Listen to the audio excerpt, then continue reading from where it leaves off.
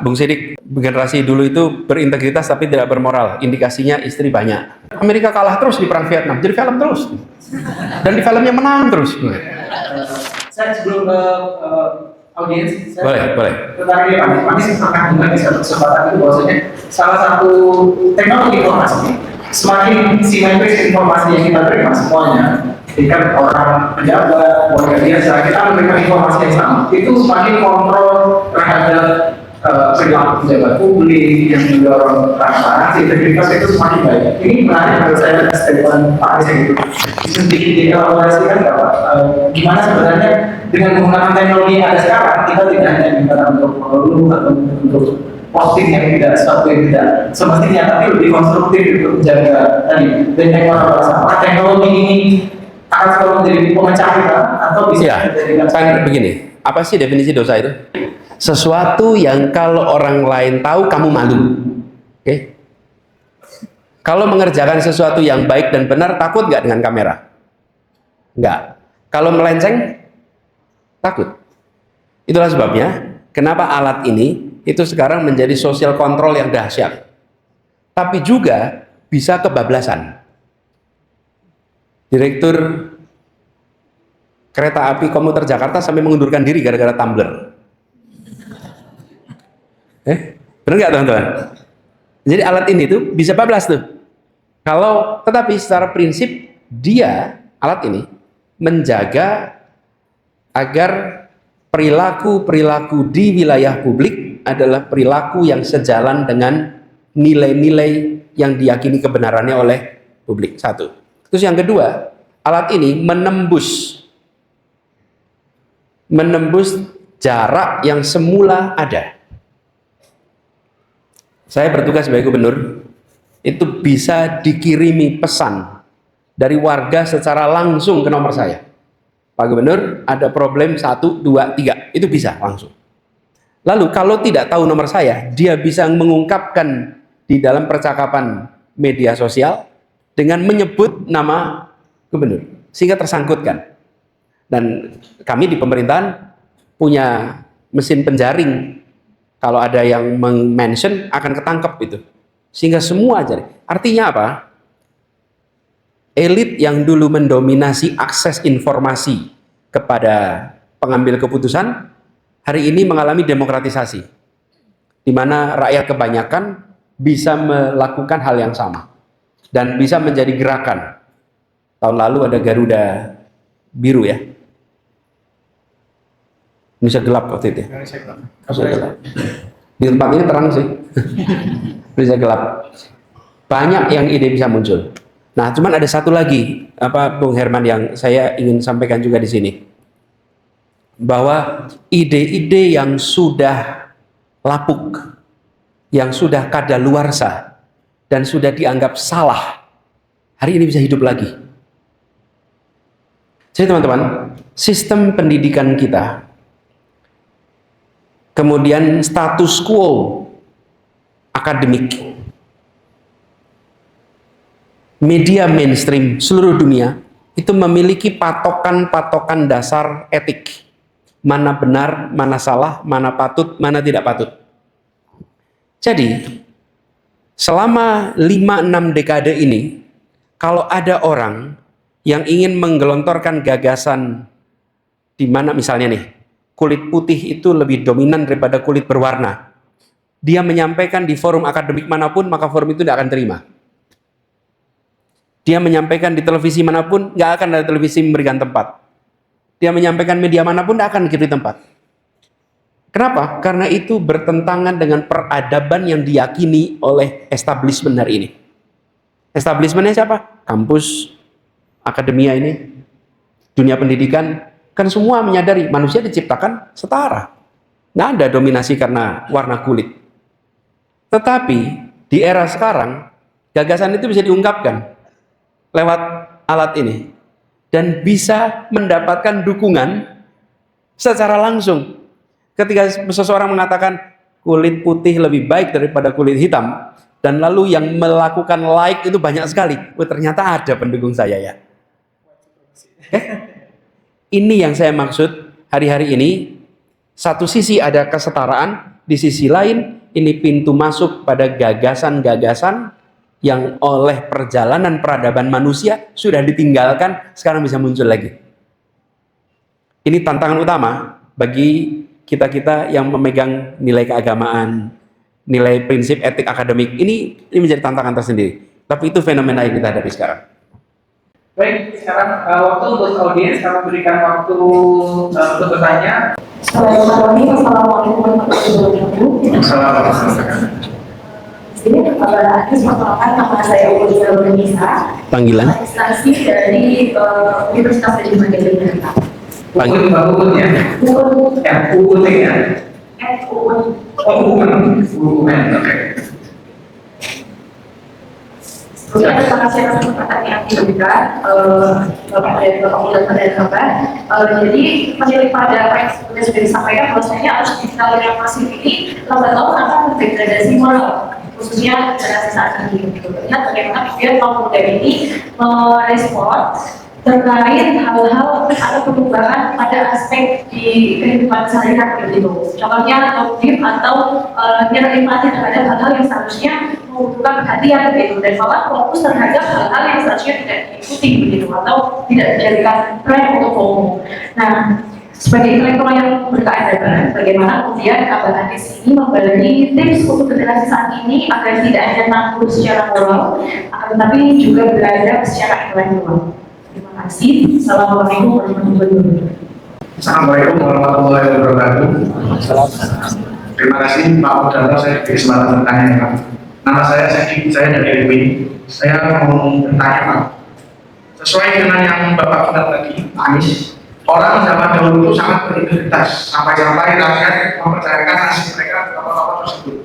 Dalam ini yang tadi Bapak sebut adalah orang PKI. Pertanyaan saya itu tentang moral orde lama. Apakah tokoh pendiri Republik kita ini hanya berintegritas tapi tidak bermoral Pak? Karena mohon maaf, banyak sekali kasus atau cerita itu yang sampai sekarang ini Pak. Seperti misalnya mempunyai banyak istri, gitu Pak. Mohon maaf Pak, apakah itu termasuk tidak bermoral atau itu hanya karena batasan pengetahuan saya saja sehingga saya mencap itu tidak bermoral? Atau di contoh lain misalnya negara inflasi, sedangkan rakyat kelaparan karena proyek kerusuhan. Apakah itu termasuk tidak bermoral? Tidak bermoral dalam berintegritas Pak? Ya, itu pertanyaan saya Pak. Sekali lagi itu saya tidak tahu, makanya saya tanya Bapak, apakah karena pengetahuan kehidupan saya yang terbatas sehingga saya kira itu. Bung Sidik, generasi dulu itu berintegritas tapi tidak bermoral. Indikasinya istri banyak. Ya, itu kita bisa obrolkan tersendiri soal itu. Ya, itu temanya, standarnya bisa beda-beda tuh ya, tentang bermoral atau tidak bermoral gitu. Tapi saya ingin sampaikan periode yang saya anggap sebagai periode gemilang dari era awal Republik ini adalah 45 sampai 59. Pada era itulah kita menyaksikan kebebasan berbicara, menyaksikan artikulasi gagasan, kompetisi pemikiran. Itu pada era itu. Sesudah itu eranya berbeda. Nah, pada era itulah kita menyaksikan betapa orang-orang berintegritas itu bisa bersahabat. Walaupun ideologinya beda-beda. Pikirannya beda-beda. Tapi tidak ada satupun dari mereka yang saling tangkap. Tidak ada.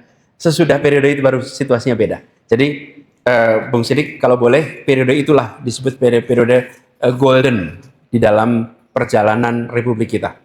Nah, kenapa saya kok optimis sih tentang Indonesia? Kenapa sih optimis bahwa kita akan bisa perbaiki? Ya, saya ketemu dengan orang-orang seperti Anda setiap hari. Iya. Teman-teman, Anda bisa santai-santai di kamar, bisa santai-santai di kosan, betul nggak? Anda bisa santai-santai di kosan, Anda bisa jalan-jalan, ngebeburit di pinggir jalan Kaliurang, bisa itu. Dekat rumah saya itu di situ. Anda bisa mengerjakan semua yang menyenangkan. Dan Anda memilih datang ke sini berpikir sesuatu yang berat. Betul nggak teman-teman? Saya masih ketemu. Nih, kita buat Indonesia Mengajar. Mengirimkan anak-anak sarjana untuk jadi guru-guru di pelosok tanah air. Yang dikirim 50 per angkatan. Yang kirim 70. Yang daftar 15.000. Lebih ketat dari seleksi beasiswa manapun yang ada di Republik ini. 15.000 yang diterima 70. Lah ini orang sulit-sulit untuk hidup sulit. Kan biasanya sulit-sulit untuk gaji tinggi, fasilitas baik, betul nggak teman-teman? Lah ini sulit-sulit untuk hidup sulit di tempat nggak ada listrik, nggak ada sinyal telepon di pelosok negeri. Saya ingin katakan pada semua, stok orang baik di Republik ini tidak kurang dan tidak berkurang sama sekali. Nggak kurang. Nah, cuman belum menang. Iya, lah kan gampang itu. Cuman belum menang, belum jadi ketua RT, ya nggak? Belum jadi ketua RW, betul nggak teman-teman? Nggak apa-apa, tapi stoknya tuh ada teman-teman. Dan saya selalu bilang, ini refleksi Pilpres. Bukan, saya mau ngomongin refleksi Pilpres, bukan yang tadi. Jadi, ada 40 juta yang milih Amin. Saya katakan yang milih Amin tuh nggak ada yang dibayar. Mau pakai money politik, dari mana maninya? Nggak ada. Ada tekanan. Dan tetap memilih nomor satu ingat kan? Ingat. Jadi saya sampaikan pada semua, ada 40 juta orang yang ditekan tidak goyang, yang diiming-iming nggak bergeming. Itu apa? Itu adalah pondasi cikal bakal untuk kita menata Indonesia lebih baik dengan modal 40 juta orang. Tapi kurang kalau cuma 40. Gitu. Jadi harus terus, bukan kurang untuk milih nomor satunya, bukan. Orang yang tahan ditekan, tahan dikasih iming-iming, itu kita perlu lebih banyak. Tapi kita punya stok itu. Dan insya Allah sampai hari ini, mereka merasa, kami bersyukurlah. Nggak ada sesuatu yang, mudah-mudahan. Jadi teman-teman, saya tetap optimis. Dan saya di pemerintahan, ketemu dengan orang banyak jujur. Cuman yang jujur nggak diekspos. Yang bermasalah diekspos. Coba minta bukunya, Mas. Nah, ini. Saya jadi pengen baca buku ini. Ya, jadi Bung Herman, ini buku ini nih. Ini tolong dibaca ya bukunya. Kalau belum punya boleh beli. Saya promosiin. Kenapa? Ini film-film nih. Saya ini iri dengan ini. Saya belum baca buku ini. Tapi teman-teman, kota New York, kota LA, itu penuh dengan kriminal. Penuh dengan peristiwa-peristiwa perampokan, pencurian. Wih, penuh. Nggak aman. Tapi filmnya LAPD. Filmnya NYPD. Filmnya tuh beritanya bukan tentang orang yang mencuri, tapi filmnya tentang apa? Yang memberantas pencurian. Betul nggak teman-teman? Lah kita ini loh, sehari-hari yang korup terus yang kita konsumsi. Mana yang memberantas korupsi? Kalau coba kita punya film tentang investigator KPK, wih, kagum kita. Coba dengar ngobrol dengan investigator itu, wih, nyalinya dahsyat. Mereka menjalani hal-hal sulit yang kita tahu beres. Pernah ada koruptor lari ke Amerika Latin. Betul nggak teman-teman? Dikejar sana sini. Nggak pernah jadi film. Nggak pernah jadi film. Amerika kalah terus di perang Vietnam. Jadi film terus. Dan di filmnya menang terus. Padahal kalah tuh di perang itu. Betul nggak? Di perang Vietnam itu kalah sama Vietnam. Di film menang terus. Jadi saya belum baca buku ini. Tapi saya ingin sampaikan pada semua teman-teman, kita ini punya stok peristiwa hebat. Kita punya stok orang-orang baik. Sayang dia tidak diangkat ke permukaan. Saya pernah ketika tugas di Kemdikbud, satu ketika saya diberitahu Pak Anies, di sana ada piano yang tutsnya itu terbuat dari gading. Teman-teman coba bayangin, tutsnya terbuat dari gading. Harganya nggak kira-kira itu. Itu usianya sudah lama. Jadi saya pengen lihat itu, piano yang terbuat dari gading. Jadi berangkatlah saya ke tempat itu.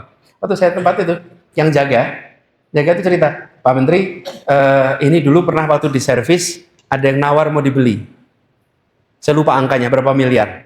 Dan orang bilang, Pak, saya bayar, nanti cuma diganti nomor serinya aja. Kan yang penting kalau di dalam inventory kan nomor serinya. Nggak kelihatan itu gading apa tidak. Di dalam catatan negara. Tapi apa kata beliau? Ini orang pegawai eselon saja tidak, staf rendahan. Sudah agak senior. Dan beliau menjawab, ini bukan punya saya, Mas. Karena bukan punya saya tidak bisa tukar. Dia itu penjaga. Oh, saya ketemu begitu banyak penjaga integritas. Sayangnya, mereka tidak pegang tanda tangan. Nah, kita memerlukan orang-orang berintegritas pegang tanda tangan. Sehingga dia bisa mengambil